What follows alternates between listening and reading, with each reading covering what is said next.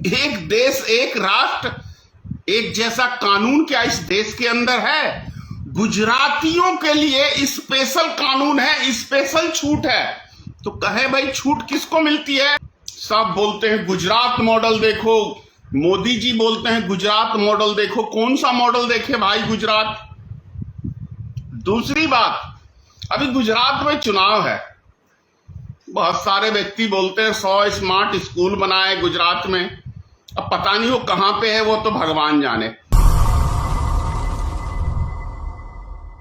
गुजरात में और बिहार में और यूपी में अंतर क्या?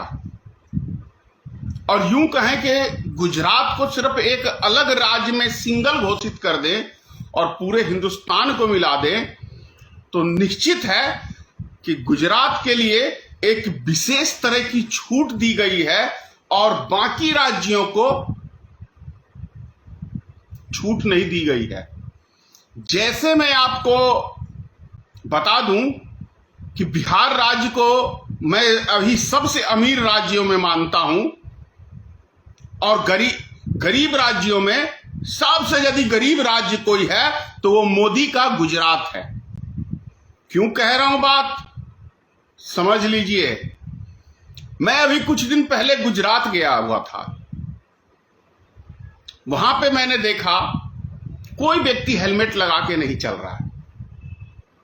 एक भी व्यक्ति हेलमेट नहीं है। शायद ही कोई इक्का दुक्का व्यक्ति जिसको अपनी सुरक्षा के बारे में जानकारी है वो हेलमेट लगा के चल रहा है, बाकी कोई हेलमेट लगा के नहीं चल रहा। और एक भी ट्रैफिक पुलिस वाला एक एक चौराहे के ऊपर मतलब 10-10, 15-15 ट्रैफिक पुलिस है, लेकिन कोई उनको हाथ नहीं दे रहा कि आपने हेलमेट क्यों नहीं पहना हुआ है। वहीं पे आप बिहार को देख लीजिए तो आप जहां देखिए, जिस जगह देखिए, पुलिस वाले मिल जाएंगे हेलमेट वाले को धरते हुए। लाइसेंस हो ना हो वो बाद की बात है, लेकिन हेलमेट क्यों नहीं पहना है, तुरंत चालान, और वो भी 1000 रुपए का चालान है। दूसरी बात, बिहार के अंदर स्कॉर्पियो हो या 4 चक्का में कोई भी गाड़ी हो, सबको टोल टैक्स देना है। लेकिन गुजरात में टोल टैक्स नहीं लगता है। मतलब हिंदुस्तान में यदि हम कहें गुजरात को छोड़ के तो वहां टोल टैक्स नहीं लगता है 4 चक्का मोटर वाहन पे। तो एक अजीब सा है ना, एक देश एक राष्ट्र, यही बोलते हैं ना मोदी जी, एक देश एक राष्ट्र एक जैसा कानून क्या इस देश के अंदर है? गुजरातियों के लिए स्पेशल कानून है, स्पेशल छूट है। तो कहे भाई छूट किसको मिलती है? गरीब मजदूरों को मिलती है। तो उस हिसाब से गुजरात गरीब राज्यों में आना चाहिए गिनती। सब बोलते हैं गुजरात मॉडल देखो, मोदी जी बोलते हैं गुजरात मॉडल देखो। कौन सा मॉडल देखे भाई गुजरात? दूसरी बात, अभी गुजरात में चुनाव है, बहुत सारे व्यक्ति बोलते हैं 100 स्मार्ट स्कूल बनाए गुजरात में। अब पता नहीं वो कहां पे है, वो तो भगवान जाने। लेकिन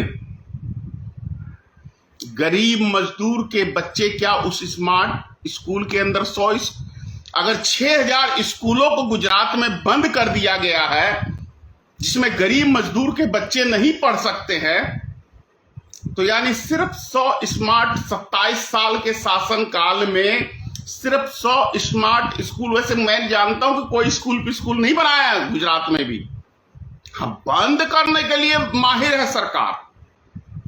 अब आगे मैं क्या कहूं, जिन्होंने अंधभक्ति का चोला पहन रखा उनको मैं कुछ नहीं समझा सकता हूं, ना किसी के पावर है उनको समझाने का। क्योंकि समय एक ऐसा चीज है ना कि अच्छों की आंखें खोल देता है। समय इतना बलवान है और अभी समय चल रहा है सही, मोदी का यही कहेंगे। तो समय अभी बलवान है मोदी के लिए, लेकिन वही समय एक ऐसा आएगा कि हिंदुस्तान में एक एक व्यक्तियों की आंखें खुल जाएंगी जिन्होंने खास तौर से अंधभक्ति का चोला पहन रखा, उनको भी आज नहीं तो कल उनकी भी आंखें खुलेंगी और तब वो पछताने के लिए उनके पास कुछ रहेगा नहीं, क्योंकि तब वो किसी लायक ही नहीं रहेंगे। दूसरी बात, एक हमारे बिहार के पत्रकार हैं मनीष कश्यप जी, कल उन्होंने ही ये टोल प्लाजा का दिखाया था, धन्यवाद देता हूं मैं उनको, लेकिन साथ में एक भविष्यवाणी और करता हूं। आज मेरी बात को नोट कर लेना, ये भी व्यक्ति कुमार ही है, मनीष कश्यप जी अपने आप को ये भी देश के प्रधानमंत्री ही बनने की सोच रहे हैं पत्रकारिता के माध्यम से, क्योंकि दिलचस्पी काफी भाजपा की तरफ झुकान देखता हूं उनकी बातों का, नहीं के बराबर खिंचाई करते हैं भाजपा की। अभी देख रहा हूं तो बात जब इनसे भाजपा के विरोध की कोई करता है तो कहीं ना कहीं इनका आकर्षण भाजपा की तरफ ही होता है। लेकिन ये मनीष कश्यप जी या भारत के मैं तमाम व्यक्तियों से कहना चाह रहा हूं, ठीक है वैसे बिहार के कई पत्रकार हैं जो देश के लिए भी काम कर रहे हैं, इसमें भी कई, जैसे आप रवीश कुमार जी को देख लीजिए, महान पत्रकार, मैं समझता हूं भारत रत्न लायक है। ऐसा पत्रकार अभी के युग में, खास तौर से जहां पे सरकार हिटलर शाही का परिचय दे रही है, वैसे में यदि ये रवीश कुमार जैसे पत्रकार निर्भय होके न उन्होंने नौकरी की परवाह की और आज भी वही बेबाकी से पत्रकारिता कर रहे हैं, तो मैं धन्यवाद देता हूं ऐसे व्यक्तियों का।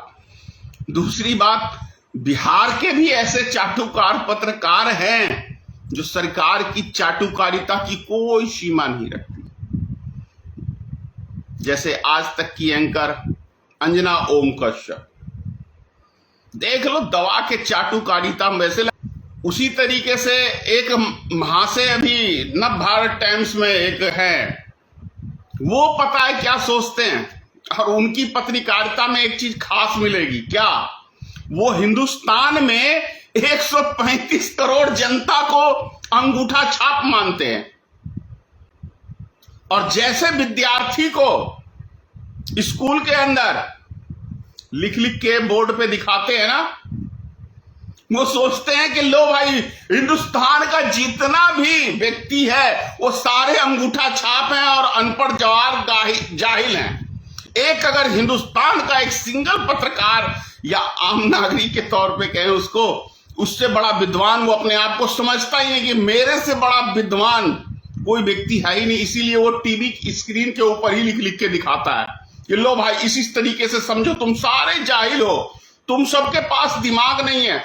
मैं समझाता हूं कि मोदी जी कितना विकास करते रहते हैं, वो मतलब सिर्फ और सिर्फ एक भाजपा की पत्रकारिता करने के लिए वो लगा रहता है। तो इस तरीके का पत्रकार भी है बिहार के अंदर ही, बिहार का भी अपने आप को बिहार का ही कहता है वो भी। तो दो पक्ष हैं, एक सरकार की खिंचाई करने वाला पत्रकार है और एक सरकार की तारीफ करने वाला पत्रकार है। तो आप खुद ही तय कर लीजिए कि जो पत्रकार सरकार के पक्ष में बात करे वो चाटुकार ही पत्रकार कहलाता है, वो पत्रकार के लायक नहीं है, किसी एंगल से पत्रकार के लायक नहीं है। वो सरकार का एक एजेंडा चला रहा है कि सरकार का मुझे हर बात का बचाव करना है, तो आप समझ लीजिए कि ये पत्रकारिता तो नहीं होती किसी भी एंगल से। बाकी अब देखें भाई, एक पत्रकार को अब जब ये कुंवारे बन के घूम रहे हैं पूरे हिंदुस्तान में, बड़े विद्वान अपने आप को ये भी कहलाते हैं भाई, मैं तो उतना विद्वान नहीं हूं लेकिन ये कहलाते हैं। मैंने कभी ये नहीं कहा कि मैं बहुत बड़ा अक्लमंद हूं, बहुत बड़ा विद्वान हूं, लेकिन हाँ राजनीतिक में हूं तो राजनीतिक की ABCD बड़ी बाखूबी जानता हूं। अब उतने हद तक गिरना नहीं चाहता हूं, लेकिन सब कला भगवान ने दे रखी है इस तरह की समझने की कला। मैं ये नहीं कह रहा कि मैं बहुत बड़ा हूं, लेकिन राजनीतिक में पिछले 32-33 सालों से हूं जुड़ा हुआ, तो मैं जानता हूं कि ये कितनी दलदल है, ये बाखूबी जानता हूं। लेकिन मैं उस दलदल में घुसा नहीं, दूर हूं उस दलदल से, और ना ही घुसना चाहता हूं कभी उस दलदल में। अच्छी साफ सुथरी छवि में अपनी,